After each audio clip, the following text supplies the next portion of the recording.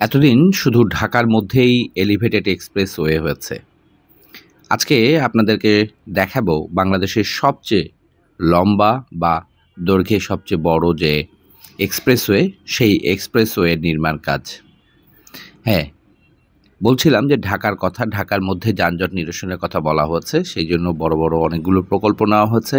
কিন্তু ঢাকায় ঢোকার মুখে যে যানজটটি হয়, বিশেষ করে আশুলিয়া জামগড়া এলাকায় বা এদিকে সাভার এলাকায়, সেই যানজট কমানোর জন্য বাংলাদেশের সবচেয়ে বড় যে এক্সপ্রেসওয়ে, এলিভেটেড এক্সপ্রেসওয়ে, সেটি নির্মাণ করা হচ্ছে।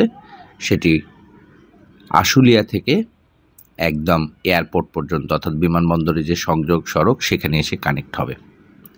হ্যাঁ, 24 কিলোমিটার দীর্ঘ এই এক্সপ্রেসওয়ে নির্মাণ কাজ শুরু হয়েছে।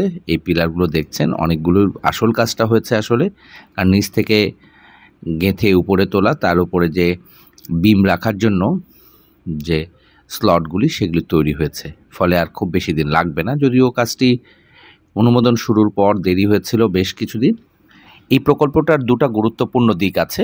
একটা হচ্ছে প্রকল্প 24 কিলোমিটার দৈর্ঘ্য। মূল উদ্দেশ্য ঢাকায় উত্তরবঙ্গ বা দক্ষিণবঙ্গের কিছু অংশে যে গাড়িগুলি আসবে, সেগুলোর জন্য সরাসরি আশুলিয়া থেকে একদম এক্সপ্রেসওয়ে দিয়ে এয়ারপোর্ট আসতে পারে, বনানী আসতে পারে, সেই ব্যবস্থা করা হচ্ছে।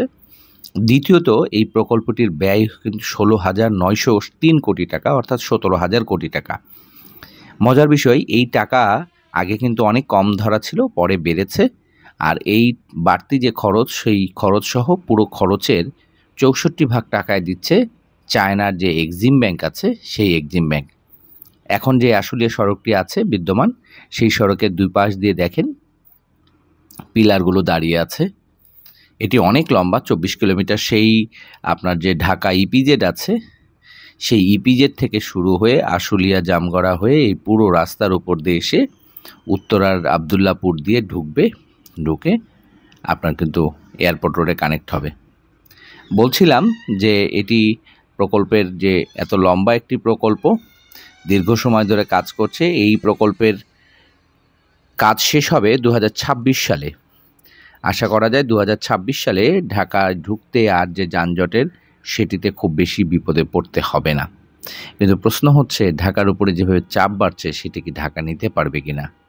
এই প্রকল্পটি চায়না এক্সিম ব্যাংক করছে। এই প্রকল্প দিয়ে যখন গাড়ি চলাচল শুরু হবে প্রকল্প শেষে, তখন কিন্তু আপনাকে টোল গুনতে হবে, টোল দিতে হবে।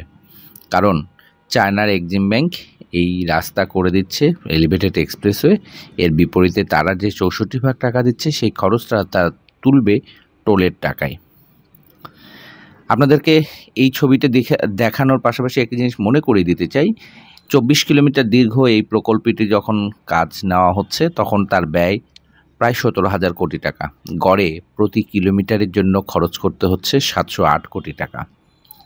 এটি কিন্তু বিশ্বের অন্যতম যে ব্যয়বহুল সড়ক, তার একটি। যদিও সরকারের পক্ষ থেকে বলা হচ্ছে যে বাংলাদেশের মাটির গঠনের কারণেই এই ধরনের প্রকল্পগুলোতে খরচটা বাড়ে। তারপরেও দ্রুত শেষ হোক এই প্রকল্পের কাজ, আর যেন খরচ না বাড়ে, এই কামনা রইল।